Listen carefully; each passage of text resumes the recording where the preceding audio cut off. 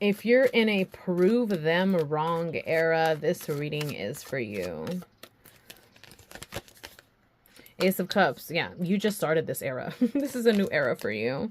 The Hanged Man. And you're going to be there for a while. You're going to be proving people wrong for a cool minute. The Two of Swords. You will be having to make decisions that are kind of like coming out of left field, though, because this is a new era for you. You've never traversed this era before. But with the King of Cups coming out, this is saying this is exactly where you need to be. And it's going to bring about a lot of positive changes, specifically at an emotional level. You know, you have this new era with the Ace of Cups, which is the emotion suit. And then you have the King of Cups, which is the ruler of the suit. So, and also you go from Ace to King from the very beginning to the very end, including the court cards here, not just the numbers 1 through 10. So it's like saying you're going to be going on this journey, and it's going to be one that maybe a little like, oh, I'm not sure, you know, a little hesitation might happen every now and then, but that's definitely where you should be.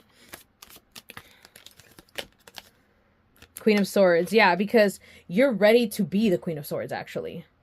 You're ready to be the Queen of Swords. You're ready to be the one that puts up the boundaries and calls the shots and is sovereign and is the one who stands up for themselves and isn't being pushed around. And perhaps in the past, you let others kind of take the leadership position because it was just easier to not have to argue with them. Two of Coins. Yeah, it was easier to not have to juggle everybody's opinions, not have to juggle all of these different responsibilities, because when you step into a king or a queen role, you also have to accept the responsibility that comes with that. The responsibility that comes with putting down boundaries and making decisions is the aftermath of those choices, right?